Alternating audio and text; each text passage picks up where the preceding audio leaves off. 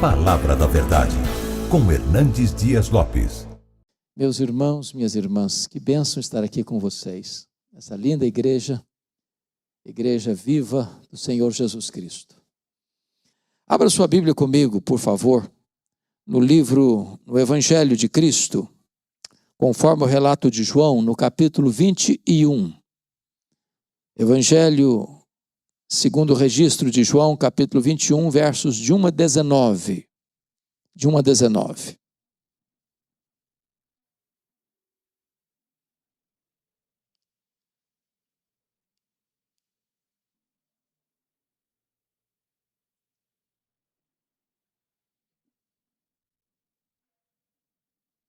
Está escrito assim: Depois disto, tornou Jesus a manifestar-se aos discípulos junto do mar de Tiberíades, e foi assim que ele se manifestou. Estavam juntos Simão Pedro, Tomé, chamado Dídimo, Natanael, que era de Caná da Galileia, os filhos de Zebedeu e mais 2 dos seus discípulos. Disse-lhe Simão Pedro: Vou pescar.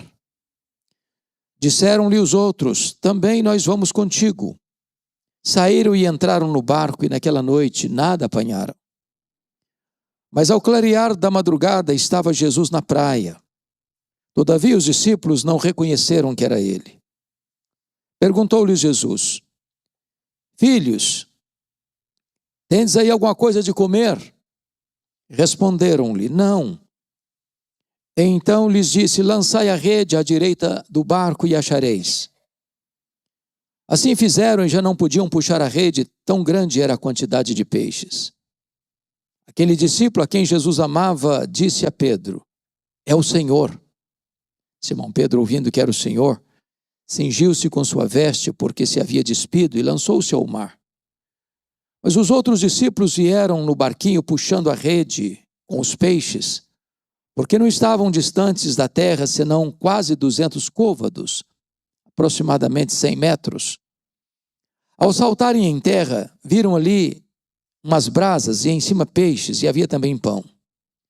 Disse-lhes Jesus: Trazei alguns dos peixes que acabastes de apanhar. Simão Pedro entrou no barco e arrastou a rede para a terra, cheia de 153 grandes peixes. E não obstante serem tantos, a rede não se rompeu. Disse-lhes Jesus: Vinde, comei.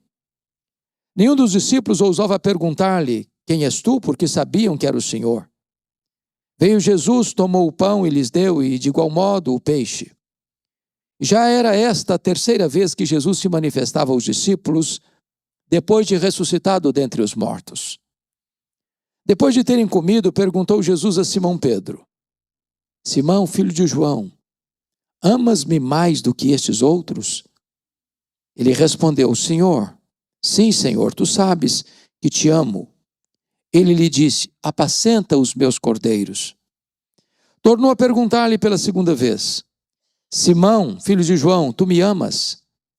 Ele lhe respondeu: Sim, Senhor, tu sabes que te amo. Jesus lhe disse: Pastorei as minhas ovelhas. Pela 3ª vez Jesus lhe perguntou: Simão, filho de João, tu me amas? Pedro entristeceu-se por ele lhe ter dito pela 3ª vez: Tu me amas? E respondeu-lhe: Senhor, tu sabes todas as coisas. Tu sabes que eu te amo. Jesus lhe disse: Apacenta as minhas ovelhas. Em verdade te digo que quando eras mais moço, tu te cingias a ti mesmo e andavas por onde querias. Quando, porém, fores velho, estenderás as mãos, e outro te cingirá e te levará para onde não queres. Disse isso para significar com que gênero de morte Pedro havia de glorificar a Deus. Depois de assim falar, acrescentou-lhe: Segue-me. Até aqui. Eu quero pedir permissão a vocês para só voltar nesse texto já no final da minha fala. Meu propósito nesta noite é apresentar a vocês o apóstolo Pedro. Quem é este homem? Que foi um discípulo de Jesus, que foi um apóstolo de Jesus, que pregava e os corações se derretiam, que orava pelos enfermos e eles eram curados. Quem é este homem que abriu a porta do evangelho para judeus e gentios? Este homem talvez é o maior emblema de quem é o ser humano.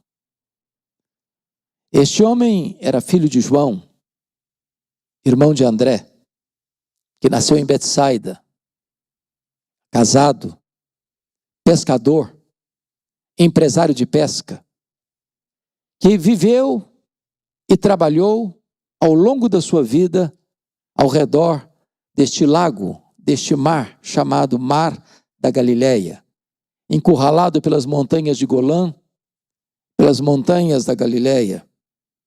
Quem é este homem?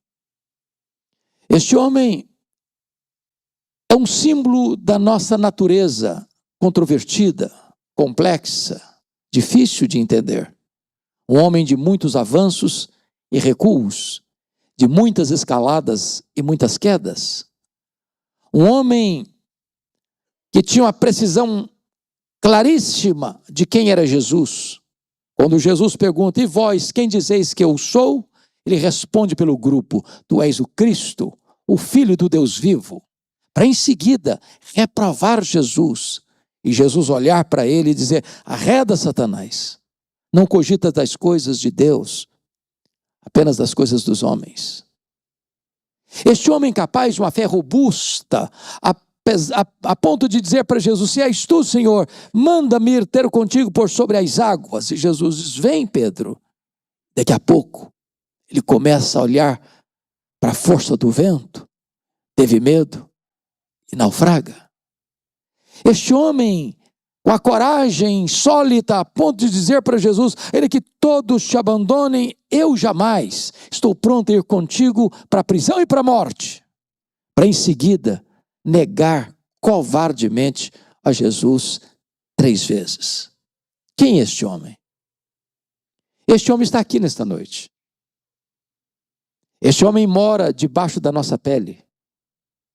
O sangue deste homem corre em nossas veias. O coração deste homem bate em nosso peito. Você e eu somos Pedro. E o milagre que Jesus fez na vida de Pedro pode fazer nesta noite, na sua vida, na minha vida, na nossa vida. Vamos observar a jornada desse homem com Jesus. E tudo começa lá em Lucas 5. Quando diz a Bíblia que Jesus ensinava uma multidão à beira do mar da Galileia. E os discípulos, ou melhor, os pescadores, acabavam de chegar de uma pescaria inglória, infrutífera. Pescaram a noite toda e não pegaram nada. Estavam lavando as redes. Quando Jesus olha 2 barcos ancorados, e um era o barco de Pedro, e Jesus propositadamente entrou no barco de Pedro e disse para Pedro, Pedro, afasta o barco. E Jesus transforma aquele barco num púlpito e transforma a água no veículo da sua voz. E dali ele ensina a grande multidão. Então Jesus disse para Pedro, Pedro, vá para o fundo, faze-te ao largo e lançai as vossas redes para pescar. Diz a Bíblia que Pedro, uma lógica irretocável, disse para Jesus, ô mestre, desse negócio aqui entendo eu. Eu sou um pescador profissional. Trabalhamos a noite inteira. Não apanhamos nada. O mar não está para peixe hoje. Mas de repente acende em sua alma um lampejo de fé. E ele diz, mas sob a tua palavra eu lançaria as redes. E quando ele lança as redes, um cardume começa a pular nas redes. As redes começam a se romper. Aquele barco não consegue conter todo o produto da pesca milagrosa, o outro barco precisa vir. Quando Pedro percebe que não está apenas diante de uma noite de sorte, ou de uma pescaria extraordinária, mas de um milagre insólito, ele larga para lá o barco, ele larga para lá as redes, ele vai na direção de Jesus, se prostra e diz, Senhor, afasta-te de mim, vai embora de mim, arreda-te de mim, eu sou um pecador, eu não mereço estar na tua presença. E Jesus olha para ele e diz, não temas, a partir de hoje eu farei de ti um pescador de homens. E Pedro começa a seguir a Jesus, a caminhar com Jesus, a ver os milagres de Jesus, a ouvir os ensinamentos de Jesus. E diz a Bíblia, lá em Mateus 16, que Jesus está agora no extremo norte de Israel, lá em Bânias, lá no sopé do Monte Hermon, lá onde nasce o Rio Jordão, lá em Cesareia de Filipe. E Jesus faz uma enquete com seus discípulos perguntando assim: quem dizem os homens ser o Filho do Homem? Em outras palavras, o que o povo comenta a meu respeito? E os discípulos responderam: mestre, o povo está confuso, ninguém sabe quem tu és. Uns acham que tu és João Batista, outros acham que tu és Elias, outros acham que tu és Jeremias, outros pensam que tu és alguns dos profetas. Ninguém acertou. Então Jesus pergunta para eles: e vós, quem dizeis que eu sou? E Pedro, que era líder, Pedro que era falante, Pedro que não suportava que ninguém falasse na frente dele, responde pelo grupo: tu és o Cristo, o Filho do Deus vivo. Talvez até aguardando um elogio de Jesus. Parabéns, Pedro, você é um homem antenado, você é um homem com grande discernimento espiritual.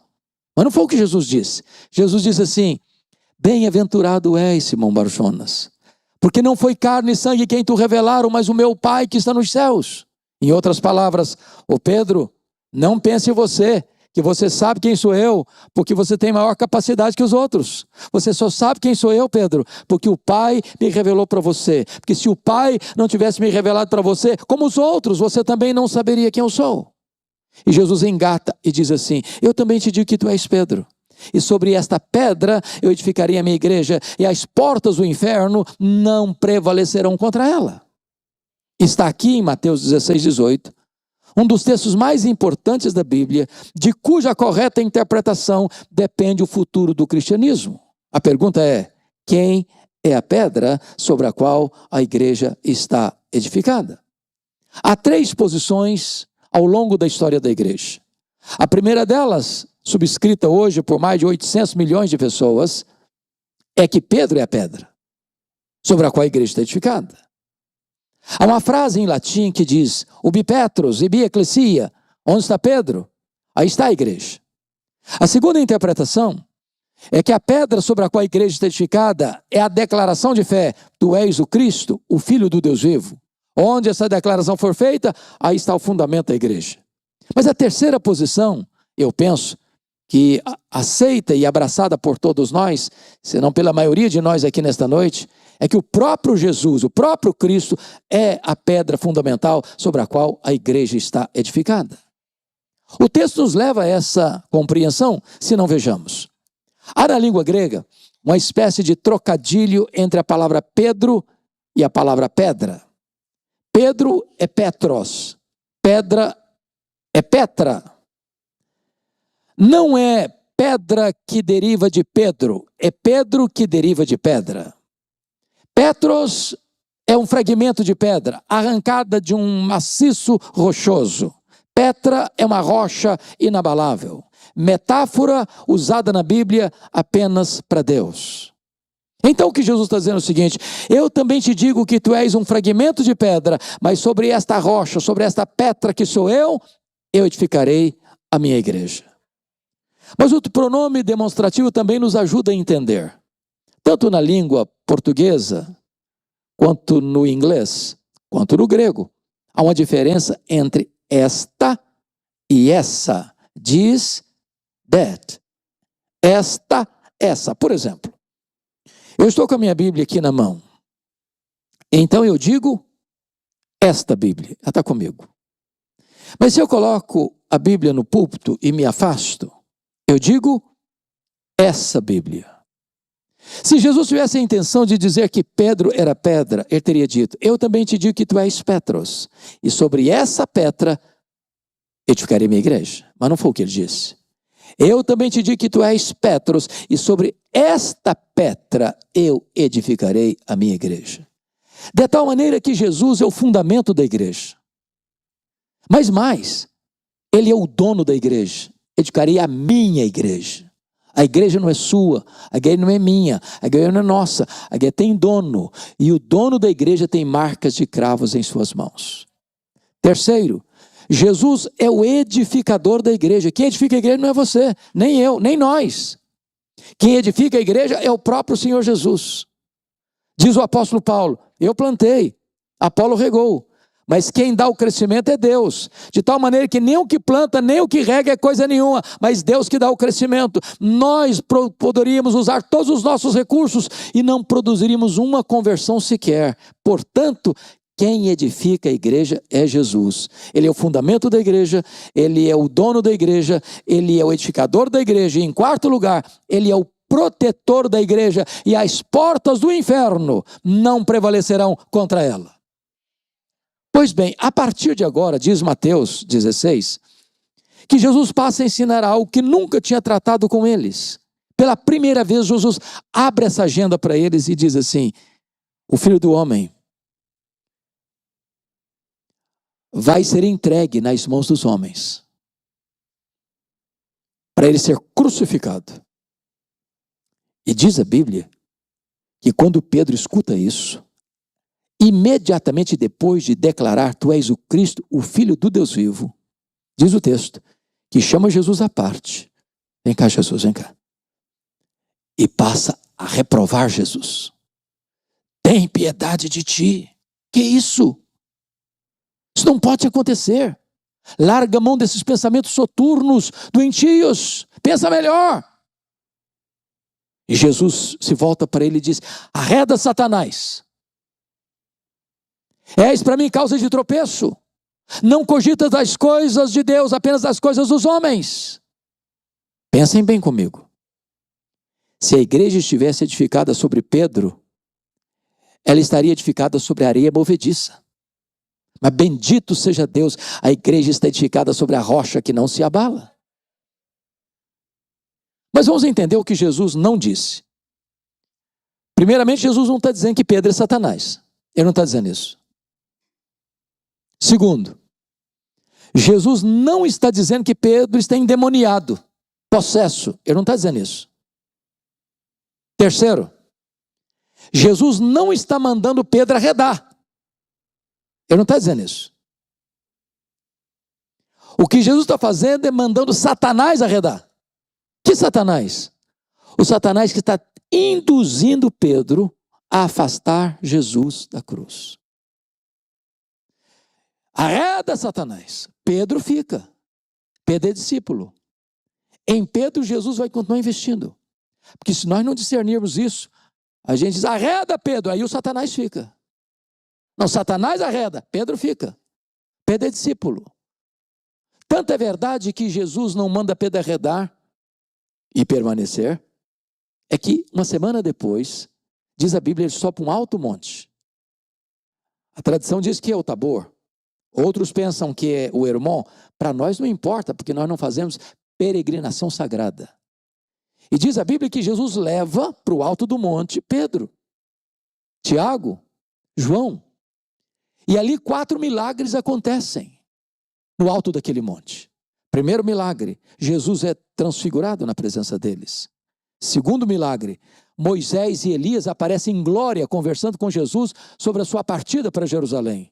Terceiro milagre, uma nuvem luminosa os envelopa. Quarto milagre, de dentro da nuvem surge uma voz celestial dizendo: este é o meu filho, o meu eleito, a ele ouvi. Em outras palavras, Moisés e Elias, o representante da lei e dos profetas, estão conversando com Jesus sobre a sua partida, e a palavra partida no grego é êxodos, de onde vem a nossa palavra portuguesa, êxodo. E eles estão dizendo para Jesus, e conversando com Jesus, que a sua morte na cruz era e é o nosso êxodo. Foi na cruz que Jesus nos libertou. Foi na cruz que Jesus quebrou os grilhões da nossa vida. Foi na cruz que Jesus rompeu as nossas cadeias. Foi na cruz que Jesus comprou a nossa eterna redenção. Foi na cruz que Jesus nos tornou verdadeiramente livres. Os discípulos, Pedro inclusive está lá, mas ele não tem discernimento. Vendo milagres, mas não discernindo as coisas mais importantes da vida cristã, por exemplo, ele não discerniu a centralidade da pessoa de Jesus. Quando ele disse assim, mestre, bom estarmos aqui, nós vamos fazer 3 tendas. Ele achava que ele estava no controle da situação. Uma vai ser tua, outra vai ser de Moisés, outra vai ser de Elias. E diz o texto que ele não sabia o que estava falando. E por que ele não sabia o que estava falando? Estava falando uma bobagem. Que bobagem? Ele estava comparando e equiparando Jesus a Moisés e a Elias, ao representante da lei e ao representante dos profetas. Mas Jesus não é apenas um grande homem entre os homens, ele é o próprio Deus entre os homens. Ele é único, ele é singular, ele é absoluto. Mas diz a Bíblia que quando eles desceram desse monte, tinha uma multidão presente e um pai aflito, com um filho único endemoniado, que tinha apresentado aos discípulos que estavam no sopé do monte, os 9 que ficaram, e diz a Bíblia que eles não puderam libertar o menino. E então diz o texto que esse pai apresenta o caso a Jesus, e Jesus solta um gemido, dizendo, ó geração incrédula e perversa, até quando eu vos suportarei? Trazei o menino. E Jesus dá uma ordem para o menino, aliás, para os demônios que estão no menino, saia desse rapaz e nunca mais volta a ele. E o menino ficou livre, e o menino ficou liberto. E diz Lucas 9:43, que todos ficaram admirados do quanto Deus fazia por intermédio dele. Todos quem? A multidão e os discípulos inclusive. E aí Jesus percebe que os discípulos estão embarcando numa canoa furada, a mesma que ocorria lá em João 6, quando Jesus multiplicou pães e peixes, vieram aquelas multidões para pressionar Jesus, para arrebatar Jesus e fazer dele um Messias político, um rei. E Jesus tira os discípulos de cena, manda os discípulos embarcar e ir para o outro lado, enquanto ele ficou despedindo as multidões. E Jesus percebe que mais uma vez os discípulos estão seduzidos por essa agenda. Então Lucas 9:44 diz assim, Jesus olha para os discípulos, não para a multidão, e diz, fixai nos vossos ouvidos as seguintes palavras, o Filho do Homem vai ser entregue nas mãos dos homens. O que Jesus está dizendo? O que ele está falando? O que ele está falando é o seguinte, não pensem vocês que eu vou mudar minha agenda. Não pensem vocês que eu vou abraçar essa proposta de ser apenas um Messias político para resolver os problemas de vocês do aqui e do agora, curar os enfermos, libertar os cativos, purificar os leprosos, ressuscitar os mortos. Não. Eu estou indo para a cruz, entendam isso. É para a cruz que eu vou, porque é lá que eu vou libertar vocês, é lá que eu vou tornar vocês verdadeiramente livres. Mas Lucas 9:45 diz que os discípulos não entenderam isso. Então eles caminham para Jerusalém. E Jesus tinha alertado que ele ia subir para Jerusalém para ser entregue nas mãos dos principais sacerdotes e escribas para ser crucificado. E diz a Bíblia que quando eles estão entrando em Jerusalém, pelo Monte das Oliveiras, uma multidão o acompanha e outra multidão o espera, e eles vão distribuindo ramos e palmeiras na estrada, naquela caminhada, e gritando e cantando, Hosana, Hosana, bendito é o que vem em nome do Senhor. E Jesus vai descendo o Monte das Oliveiras, Jesus vai atravessar o Vale do Cedron, Jesus vai começar a subir em encosta do Monte Moriá, lá está a entrada da cidade, lá está o templo, e diz o texto em Lucas, que quando Jesus está entrando, a multidão canta e Jesus chora. E o termo grego é chorar convulsivamente. E por que Jesus chora? Porque Jesus percebeu que Jerusalém não aproveitou o tempo da sua visitação. Que Jerusalém era Jerusalém que matava os profetas e aqueles a quem Deus enviava. Jesus chora porque sabe que essa cidade vai rejeitá-lo. E depois que ele entra, depois de purificar o templo, ele diz para Pedro e para João, vocês vão me preparar um lugar para que eu possa comer a Páscoa com vocês. E Jesus dá todas as dicas e todas as orientações, prepara o cenáculo, era quinta-feira à noite, a noite mais importante. Diz a Bíblia que ali estava a mesa posta para a Páscoa, e o que tinha nessa mesa? Cordeiro assado, pães sem fermento, ervas amargas, vinho, e ao lado, uma bacia com água, uma toalha. E por quê? Porque não se assentava à mesa sem lavar os pés. Por que não? Porque os calçados não eram fechados como os nossos. Porque Jerusalém está dentro de um deserto. os pés empoeirados. As mesas não eram tão altas quanto as nossas, onde você enfia o pé debaixo da mesa e esconde a sujeira dos pés. As mesas eram baixas. Você ficava firmado no seu cotovelo e os seus pés ficavam bem próximos ao rosto da outra pessoa. Os discípulos não têm coragem de lavar os próprios pés, nem lavar os pés dos outros, porque isso era o papel de um escravo. E eles, então, sem qualquer reflexão, se assentam à mesa primeiro, sem lavar os pés. E qual é o papo que rola na mesa? Quem de nós é o mais importante? Quem de nós é o maior? Quem de nós vai ter maior projeção no reino?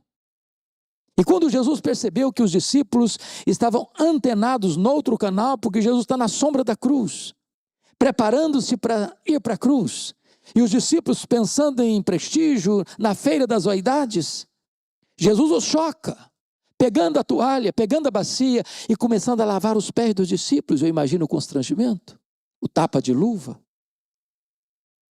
lavando os pés de Mateus, de Tomé, de Judas Iscariotes, até que Jesus chega diante de Pedro. E Pedro não pode aceitar essa cena. E pergunta: tu me lavarás os pés a mim? E Jesus olha para ele e diz: se eu não, o que eu faço agora, tu não entendes, entendê-lo-ás depois. Aí Pedro radicalizou: nunca me lavarás os pés. Não, eu não vou permitir que tu te humilhes a esse ponto de tornar-te um escravo. Não, os meus pés tu não vais lavar. E Jesus então disse para ele: se eu não te lavar os pés, tu não tens parte comigo. Aí Pedro, que é 880, diz: então o senhor lava os pés, o senhor lava as mãos, o senhor lava a cabeça, aproveita e me dá um banho completo. E Jesus: não, Pedro, agora é você que não está entendendo. Todos vocês já estão limpos, exceto um. Está falando de Judas Iscariotes. Só precisa lavar os pés. Que Jesus está falando. Todos vocês já passaram pelo lavar regenerador do Espírito Santo. Agora vocês precisam deste lavar contínuo e diário do processo da santificação. E ali, Jesus faz a grande transição do judaísmo para o cristianismo. Quando ele pega um pão, o parte e diz: este pão é o meu corpo que é dado por vós. Fazei isto em memória de mim. Ele pega o cálice de vinho, diz: este cálice é a nova aliança em meu sangue. Bebei dele todos. Fazei isto em memória de mim, até que eu retorne para vós. E a partir daquele dia, cessa a matança de cordeiros. A partir daquele dia, Jesus é o nosso Cordeiro Pascal, o Cordeiro de Deus que tira o pecado do mundo. Depois da Páscoa, eles cantam um hino. A essas alturas, o Judas Iscariotes já tinha sido desmascarado por Jesus. Satanás já tinha entrado nele. E já tinha saído nas sombras espessas daquela noite trevosa, para entregar Jesus aos principais sacerdotes. E quando estão saindo, Jesus se aproxima de Pedro e diz: Pedro, Satanás vos requereu para peneirar-vos, ou para peneirar-te, como trigo. Mas eu roguei por ti para que a tua fé não desfaleça. Quando te voltares para mim, fortalece os teus irmãos. Eu acho que Pedro deu uma raspada na garganta e disse: Senhor, eu estou sabendo exatamente o que está acontecendo. Eu sei que nos bastidores tramam a tua prisão e a tua morte. Jesus, eu acho que os meus colegas não vão aguentar. Eles não têm tutano para isso. Mas deixa eu dizer uma coisa, conta comigo. Eu sou batuta. A corda não rói do meu lado. Eu quero dizer para o Senhor que todos te abandonem, eu jamais. Por ti darei minha vida. Estou pronto a ir contigo para a prisão e para a morte. E Jesus olha bem para ele e diz: pois em verdade te digo, que nesta mesma noite, antes que o galo cante, tu me negarás 3 vezes. Eu acho que o Pedrão calou. Silenciosamente, desceram no Monte Sião, atravessaram o Vale de Cedron, mergulharam nas fraldas do Monte das Oliveiras. Lá tinha um jardim, chamado Jardim do Getsêmani, onde tinha uma prensa de azeite. E diz a Bíblia que Jesus chega ali, era um local que ele orava com frequência. Deixa 8 dos discípulos para trás, porque Judas não está mais entre eles. Chama Pedro, Tiago e João e diz: vocês vêm comigo, vem comigo. Então Jesus disse para eles assim: vigiai comigo. E abre o coração para eles e diz assim: a minha alma está profundamente triste até a morte. Ficai comigo e vigiai comigo. E diz o texto que Jesus avança sozinho para o interior do jardim. Ele, o Criador do universo, o Rei da glória, põe o rosto no chão. E diz Hebreus 5:7, que ele ofereceu àquele que podia libertá-lo da morte forte clamor e lágrimas. E ele ora, e ele chora, e ele ora, e ele chora, e ele ora, e ele chora e diz: Pai, se possível, passe de mim este cálice sem que eu beba, mas se não, seja feita a tua vontade. Quando Jesus volta para Pedro, Tiago e João, eles estão dormindo. E Jesus não acorda os 3 não, só acorda o Pedro. Dá uma balançada no peito e diz: Pedro, nem uma hora pudeste vigiar comigo. Vigiai e orai para que não entreis em tentação. O espírito está pronto, mas a carne é fraca. E Jesus volta para o segundo período de oração, põe o rosto no chão e ora e chora, e ora e chora, e ora e chora, e ora e chora, e repete as mesmas palavras. Diz a Bíblia que vem um anjo do céu e consola Jesus. Ele volta para Pedro, Tiago e João, estão dormindo outra vez. Aí Jesus volta para o terceiro round de oração, e agora a batalha é maior. Agora a luta é mais titânica. Agora Jesus não apenas molha o chão com as suas lágrimas, mas o seu corpo começa a suar sangue e ele tinge a terra com lágrimas e com sangue, repetindo as mesmas palavras. Agora preste atenção. Quando Jesus se levanta dos seus joelhos, ele não está mais angustiado. Não tem mais angústia nele. Não tem mais angústia. Ele se volta para os discípulos, estão dormindo, e ele dá uma balançada neles assim, diz: ainda dormis e repousais, acordai, vamos-nos, o inimigo se aproxima. E o Pedro acordou meio atabalhoado e viu aquela turba chegando armada até os dentes, pega a espada, decepa a orelha de Malco, e Jesus: guarda essa espada, Pedro. Se eu precisasse desse tipo de ajuda, eu rogaria ao Pai, ele me mandaria mais de 12 legiões de anjos. O que são 12 legiões de anjos? São 72 mil anjos. Quando a turba chega, armada até os dentes, liderada por Judas Iscariotes, de noite, Jesus pergunta: a quem buscais? Ele não está se escondendo, ele está se apresentando. A Jesus o Nazareno, pois sou eu. E caíram por terra. Naquela noite, prenderam Jesus. Não porque Jesus sucumbiu ao poder de Roma. Não porque Jesus sucumbiu à soldadesca do Sinédrio. Diz Lucas que ele foi preso porque aquela era a hora das trevas. Para aquele momento, ele tinha vindo. E quando prenderam Jesus, covardemente os discípulos fugiram, se dispersaram. O valentão Pedro não consegue cumprir a sua promessa. Passa a seguir Jesus de longe. E ele consegue, na companhia de João, possivelmente, aparentado com o sumo sacerdote, entrar lá no pátio da casa do sumo sacerdote, onde Jesus estava lá. O sinédrio tinha sido convocado à revelia da lei, contratado testemunhas falsas para acusarem Jesus, e Jesus está sendo cuspido, e Jesus está sendo esbordoado lá no sinédrio. E Pedro consegue entrar.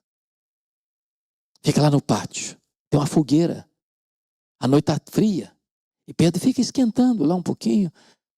Quando passa uma criada do sumo sacerdote, olha bem para ele, no lusco-fusco da noite, e diz: tu também estavas com ele, o Galileu. E Pedro responde: eu não sei o que dizes, diante de todo mundo. Aqui não está bom mais, ele vai lá para o alpendre. Tenta se esconder lá. Passa outra criada, dá uma olhada bem para ele, olha de novo e diz para as pessoas ao redor: aquele lá também é discípulo dele, o Nazareno. Diz a Bíblia que o Pedro agora não nega apenas: eu juro que eu não sei o que diz, eu juro que eu não conheço esse homem. Daqui a pouquinho, as pessoas que estavam ali ao redor, talvez alguns daqueles que foram lá prender Jesus, olham bem para Pedro, que não consegue ficar calado nem nessas horas, e diz: o teu modo galileu, esse sotaque nortista seu, é indisfarçável, você é discípulo dele mesmo. E agora diz a Bíblia que ele não apenas nega, ele não apenas jura, ele fala impropérios, ele blasfema, ele fala palavrão, ele diz: eu não sei o que diz, eu não conheço esse homem. E nessa hora o galo cantou. Quando o galo cantou, Jesus cravou o olhar nele. Ele desatou a chorar. E ele saiu dali chorando amargamente, naquela noite trevosa, chutando pedras no meio daqueles olivais. E foi para casa, talvez alagando o seu leito com as suas lágrimas. Naquela noite Jesus foi cuspido, esbordoado, acusado de blasfêmia contra Deus e conspiração contra César, e Pedro não estava lá. Quando sexta-feira o dia amanheceu, o Sinédrio se reúne às pressas para enviar Jesus ao governador romano Pôncio Pilatos, e Pedro não estava lá. Ali no pretório romano, Jesus foi humilhado, vilipendiado, espancado, e Pedro não estava lá. Jesus foi condenado à pena de morte, morte de cruz, e Pedro não estava lá para ajudar Jesus a carregar a cruz. Foi preciso que um outro Simão Cirineu, ajudasse Jesus a levar a cruz. 9h da manhã, Jesus foi crucificado. Somente João estava presente na crucificação de Jesus, dos apóstolos. Pedro estava acovardado com medo. 3h da tarde, Jesus morre. Pedro não estava lá, sequer para dar um sepultamento digno a Jesus. Então, Jesus é sepultado. Não consta nem que João estivesse lá. Apenas as mulheres da Galileia estavam lá, vendo onde e como Jesus foi sepultado. Sábado, o silêncio da morte. Pedro e seus colegas estão trancados com medo dos judeus. Domingo de manhã, não são os apóstolos, são as mulheres da Galileia que vão ao túmulo levar aromas. E quando chegam, a surpresa, a pedra está rolada. Elas olham, o túmulo está aberto. Elas entram, o túmulo está vazio. Elas saem, um anjo pergunta para elas: mas o que vocês vieram fazer aqui? Procurar entre os mortos aquele que está vivo? Ele não está mais aqui não, ele ressuscitou. E tem um recado aqui: ide dizei aos seus discípulos e a Pedro que ele irá adiante de vós para Galileia, lá o vereis como ele vos disse. Oh, mas por que o nome do Pedro? Ele era um discípulo. Por que o destaque do nome dele? É porque Jesus sabia que Pedro não se sentia mais discípulo. Pedro, Petros, fragmento de pedra, mentira, apenas pó e nada mais. Pedro desistiu de Jesus, mas Jesus não desistiu de Pedro. Eu quero dizer para você que apesar dos seus fracassos, deslizes e quedas, Jesus não desiste de você. Agora imagine comigo, pastor Ederson, essa caminhada de Pedro com seus colegas para Galileia. De Jerusalém a Galileia são 153 quilômetros. Eu imagino que cada passada que Pedro dava era uma fisgada na alma, era uma martelada na consciência, e eu acho que ele foi caminhando e pensando assim: quando Jesus se encontrar comigo, ele vai me quebrar todinho, ele vai me arrebentar. Ele vai dizer para mim que eu sou um fracasso, que eu sou um covarde, e eu sou mesmo. Quando ele chega lá, na Galileia, Jesus não está lá. Jesus não está lá. Aí ele diz para os seus colegas assim: eu vou pescar. O que significa isso? Preciso ganhar um troco? Fazer um higiene mental? Não. Ele está dizendo: acabou para mim. Fim de linha para mim. Eu vou voltar para o passado. Eu vou voltar para as redes. Eu vou voltar para a pescaria. Não tem mais futuro para mim. Não tem mais sonhos para mim. Não tem mais projeto para mim. Acabou. Acabou. Agora preste atenção. Temos que orar mais pelos líderes. Sabe por quê? Liderança é influência. Um líder nunca é neutro. Ou ele é uma bênção, ou ele é uma maldição. Porque Pedro era um líder. Os outros disseram, nós também vamos contigo. Só que naquela noite eles não pegaram nenhuma piaba. A noite inteira, nada. E eles estão voltando na madrugada com as redes vazias e com o coração empapuçado de frustração. E tem alguém lá na praia, andando, está de noite ainda, está escuro ainda, a luz do dia não chegou ainda, e essa pessoa está lá na praia, e eles estão a 100 metros da praia. E aquele que está lá na praia, olha para eles lá no barco, e diz, covardes! Foi assim? Foi assim? Não. Filhos! Para um bando de covardes, de medrosos. Tem nessa palavra mais de uma tonelada de graça. Filhos! É assim que ele trata você, é assim que ele trata a mim, diante dos nossos fracassos, das nossas mazelas, das nossas quedas, ele nos trata como filhos. Tens aí alguma coisa de comer? Não! Lançai a rede à direita do barco e achareis. Aquele a quem servimos nesta noite domina os céus, domina a terra, domina o mar. Aquele a quem servimos nesta noite empurrou um cardume de peixes selecionados para o lado direito do barco, e quando ele lança a rede, meus amados irmãos, começa a pular aqueles peixes enormes na rede, e o João, que é mais sensitivo, disse, Pedro, é ele, chegou Pedro, é ele mesmo, ele está aqui, Pedro. E diz a Bíblia que quando Pedro percebeu isso, ele largou para lá o barco, ele largou para lá as redes, ele largou para lá os peixes, nadou 100 metros, eu acho que com o coração acelerado, pensando, agora ele vai me quebrar todinho, ele vai me arrebentar todo, ele vai me dizer que eu sou um covarde. Quando ele chega, ele toma um susto, porque ele encontra na praia uma fogueira. Só tem 2 lugares na Bíblia, no Novo Testamento, onde aparece a palavra fogueira. Foi onde Pedro negou Jesus, e onde Pedro foi restaurado por Jesus. Jesus plantou aquela fogueira ali, para recordar a Pedro a cena da sua queda, reconstituir o crime da sua covardia. E Jesus está botando aquela fogueira ali para dizer, Pedro, na mesma geografia que você caiu, eu vou levantar você. Na mesma geografia que você me negou, você vai ter oportunidade de me confessar. Na mesma geografia que você foi um fracasso, eu vou fazer de você uma bênção para o mundo. Pedro, sabe por que eu botei essa fogueira aqui? Para dizer para você que a minha graça é maior do que o seu pecado. Depois que Jesus alimentou os discípulos, ele se volta para Pedro e faz uma pergunta muito particular. Simão, filho de João, tu me amas mais do que estes outros? Uai, Jesus, eu não estou te entendendo.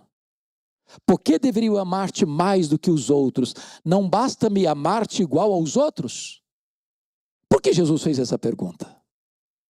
Porque lá atrás o Pedro havia dito, ainda que todos te abandonem, eu jamais. Sabe o que ele está dizendo? Senhor, eu sou mais leal do que os outros. Eu sou mais crente do que os outros. Eu sou mais forte do que os outros. Eu sou mais leal do que os outros. O que Jesus está perguntando para ele é o seguinte, Pedro, você ainda pensa a mesma coisa a seu respeito?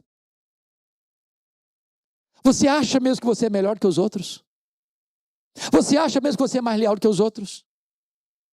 Você acha mesmo que você me ama mais que os outros, Pedro? Pedro respondeu, Senhor, tu sabes que eu te amo. Então, Pedro, apacenta os meus cordeiros. Aí Jesus pergunta a segunda vez, Simão, filho de João, tu me amas? Agora não pergunta se ama mais, só pergunta se ama. Pedro respondeu, sim, Senhor, tu sabes que eu te amo, então pastoreia as minhas ovelhas. Aí Jesus pergunta a terceira vez, Simão, filho de João, tu me amas? E ele ficou triste a terceira vez. E respondeu: Senhor, tu sabes todas as coisas. Tu sabes que eu te amo. A pergunta é: por que Jesus perguntou 3 vezes? É óbvio. Óbvio. Porque ele negou 3 vezes. Mas o que significa isso? Significa que para cada queda de Pedro, a graça é suficiente. A graça é suficiente. A graça é suficiente para levantar. Talvez você caiu uma vez, fracassou a segunda vez, está quebrado porque pela terceira vez você caiu. E Jesus está aqui hoje dizendo: pois a minha graça é suficiente, a minha graça é suficiente, a minha graça é suficiente para levantar você nesta noite. Agora notem, há uma riqueza nesse texto que na língua portuguesa é impossível traduzir. Vocês sabem que na língua grega, nesse texto foram usadas 2 palavras. O verbo agapao e o verbo filéu. Da palavra ágape e da palavra filia. Ágape é o amor que dá a vida pelo outro, que morre pelo outro, que se sacrifica pelo outro. Filia é o amor de amizade, de onde vem a nossa palavra, por exemplo, filosofia, sabedoria. É aquele amor apenas que gosta do outro. Agora vamos entender o que aconteceu. Quando Jesus perguntou a primeira vez para Pedro, ele usou o verbo agapao. E Jesus pergunta: Petros, agapas-me? Tu me amas com amor ágape? Tu me amas a ponto de dares tua vida por mim? Tu me amas a ponto de morreres por mim? Pedro não respondeu essa pergunta. O que Pedro respondeu foi outra coisa. Pedro respondeu para Jesus: Filose. Filose. Sabe o que ele disse? Jesus, amor ágape eu não tenho. Eu não estou preparado para morrer por ti. Eu não tenho coragem de dar minha vida por ti. Eu apenas gosto de ti. E respondeu: Filose. Na segunda pergunta, Jesus usou o mesmo verbo. Petros, agapas-me. Tu me amas com amor ágape. Tu me amas com amor sacrificial. Tu me amas a ponto de dares tua vida por mim, de morreres por mim. Pedro não respondeu essa pergunta. O que ele respondeu foi: Senhor, amor ágape eu não tenho. Eu não tenho coragem de morrer por ti. Eu não estou pronto a dar minha vida por ti. Eu apenas gosto de ti. E respondeu: Filose. Filose. Por que o Pedro ficou triste assim a terceira vez? Porque Jesus mudou a pergunta. Jesus usou na terceira pergunta o mesmo verbo que Pedro tinha usado nas 2 primeiras respostas. Então Jesus pergunta para ele assim: Petros, fileis-me. Pelo menos tu gostas de mim? Aí Pedro ficou triste. E disse: Senhor, tu sabes todas as coisas. Tu sabes que eu te amo. Lição aprendida. Quando você, confiando em você mesmo, diz para Jesus que vai morrer por ele, dar sua vida por ele, você pode fracassar, como Pedro fracassou.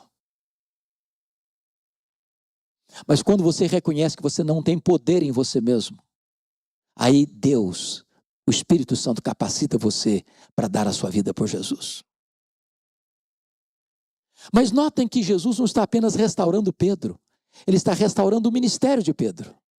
Porque ele diz: apacenta os meus cordeiros, pastorei as minhas ovelhas, apacenta as minhas ovelhas.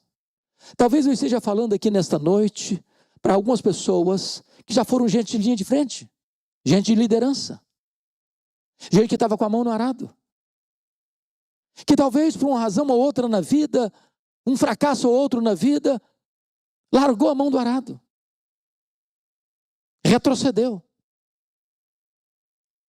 desistiu. E diz: não tem mais jeito para mim, não tem mais solução para mim, pois Jesus está aqui hoje para colocar de volta na sua mão o cajado de pastor. Para você retomar. E a única exigência que Jesus Cristo faz para restaurar você é a pergunta: você me ama? Você me ama? Você me ama? Se você ama Jesus, é hora de recomeçar.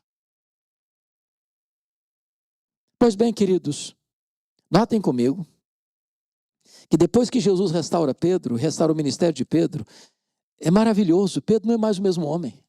A partir daqui, Pedro não é mais o mesmo homem. Pedro não é mais covarde, Pedro não é mais medroso, Pedro agora enfrenta prisões, Pedro agora enfrenta açoites, Pedro agora é um homem de oração, Pedro agora é um homem que prega e os corações se derretem, Pedro agora é um homem que ora e os enfermos são curados, Pedro agora é um homem poderosamente usado por Deus. E diz o versículo de número 19, confira comigo, versículo 18, que Jesus então se dirige a Pedro assim: em verdade te digo, que quando eras mais moço, tu te cingias a ti mesmo, e andavas por onde querias. Quando, porém, fores velho, estenderás as mãos, e outro te cingirá, e te levará para onde não queres. O que Jesus está querendo dizer com isso? Jesus está dizendo assim para Pedro: Pedro, você se lembra naquele dia que você prometeu que daria sua vida por mim? Que morreria por mim? Pois é, Pedro, esse dia vai chegar. Não é agora não. É quando você ficar velho. Eles vão pregar você numa cruz. Eles vão cingir você. Eles vão crucificar você. E o verso 19 diz assim: Jesus disse isto para significar com que gênero de morte Pedro havia de glorificar a Deus. Jesus está dizendo para Pedro que na velhice ele vai morrer crucificado, mas com esse gênero de morte Pedro vai glorificar a Deus. E só depois de avisá-lo é que Jesus diz assim, depois de assim falar, acrescentou-lhe: segue-me. Não é segue-me para o sucesso, não é segue-me para a riqueza, não é segue-me para os aplausos do mundo, é segue-me para a cruz, para a morte. Agora preste atenção comigo. Se não fosse a graça de Deus na vida de Pedro, eu acho que ele sairia daqui, pastor Ederson, para uma clínica psiquiátrica. Você já pensou o que é um cara chega em casa, ele era casado, e a esposa vai recebê-lo à porta com um abraço e vem na cabeça dele: quando você ficar velho, você vai morrer crucificado. Ele está tomando uma refeição deliciosa e vem na cabeça dele assim: quando você ficar velho, você não vai aposentar não, você não vai morar numa casa de praia não, você não vai morar numa montanha não, você vai ser crucificado. Está viajando, fazendo a obra de Deus. E vem na cabeça dele: quando você ficar velho, você vai morrer crucificado. A pergunta é: a velhice chegou. Está na hora da profecia se cumprir. Como é que ele reagiu? Vejamos então, e eu termino aqui. Segunda carta de Pedro, capítulo 1. Confira comigo. Versículos 14 e 15. Olha como é que foi a reação dele. Versículo 14, ele diz assim: certo de que estou prestes a deixar o meu tabernáculo, como efetivamente nosso Senhor Jesus Cristo me revelou. Essa expressão certo de que estou prestes é a mesma de Paulo: o tempo da minha partida é chegado. Tem o mesmo significado. Deixar o meu tabernáculo, o que ele está falando? Deixar o tabernáculo significa morrer. Morrer. Quando esse tabernáculo se desfizer, temos uma casa permanente no céu. Como efetivamente nosso Senhor Jesus Cristo me revelou. Ou seja, ele entendeu a profecia lá atrás. Quer dizer, a minha morte e a natureza da minha morte foi profetizada por Jesus. Foi revelada por Jesus. Como é que ele está sentindo? Desesperado? Deprimido? Com medo? Tentando fugir? Vejamos o versículo 15. Mas, de minha parte, esforçar-me-ei. De que maneira? Diligentemente. Por fazer que a todo tempo, mesmo depois da minha partida, ou seja, mesmo depois da minha morte, conserveis lembrança de tudo. Sabe o que ele está dizendo, trocando em miúdos? Roma não vai me matar. Roma não tem poder de botar um fim no meu ministério. Roma pode silenciar minha voz, mas a pregação que eu proferi, que eu anunciei, vai continuar reverberando na história. O meu ministério não vai acabar. O que eu ensinei vai continuar produzindo resultados e efeitos ao longo dos séculos. Meus amados irmãos, aqui está a grande vitória de um cristão. Nem a vida, nem a morte pode separá-lo do amor de Deus. Os homens podem tirar nossa vida, mas os homens jamais poderão matar a voz do evangelho que foi proferida pela nossa boca. Esta voz vai continuar ecoando, esta voz vai continuar ressoando nos corações, esta voz do evangelho vai continuar produzindo resultados extraordinários para o reino de Deus. Eu preciso de você que o mais importante então não é o obreiro, é a obra. Não é o evangelista, é o evangelho. Não é, meus amados irmãos, o pregador, é a pregação. Deus sepulta os seus obreiros e a sua obra continua, vitoriosamente, vitoriosamente. É claro que o cristianismo, irmãos, requer de nós postura, decisão e coragem. É por isso que a Bíblia diz que os covardes, os tímidos, não entrarão no reino de Deus. Não dá para ficar em cima do muro. É preciso se posicionar. E entender uma coisa: se vivemos, para o Senhor vivemos. Se morremos, para o Senhor morremos. Quer pois vivamos, quer pois morramos, nós somos do Senhor. Que esta igreja continue engajada e comprometida com este evangelho. Que muitos, se Jesus não voltar antes, sejam levantados. E que esta obra continue por gerações e gerações, para a glória do Cordeiro, daquele que nos amou e deu a sua vida por nós. Vamos ficar em pé e vamos orar.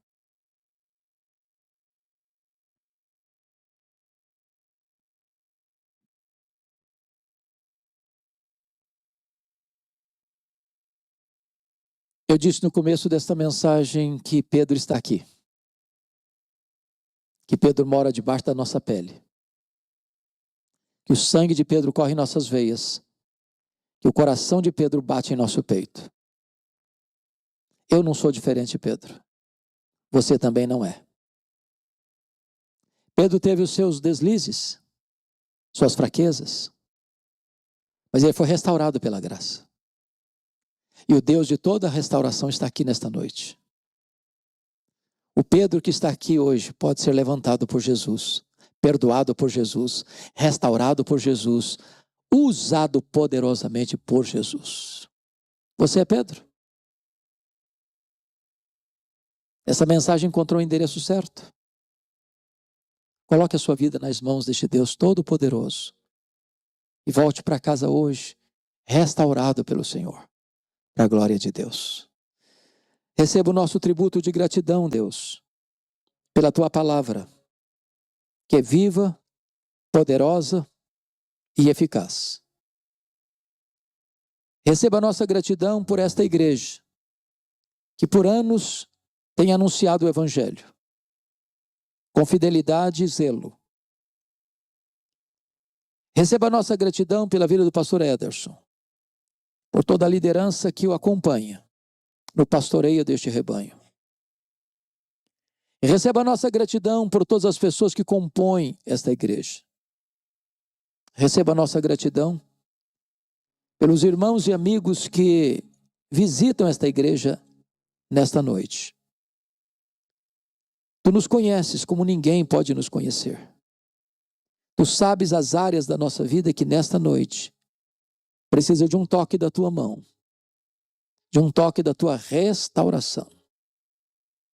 Tu és o Deus que tem prazer na misericórdia. Tu és rico em perdoar. Que nesta noite os corações se dobrem, se rendam a Ti e saiam daqui restauradas por Ti, para o louvor da Tua glória.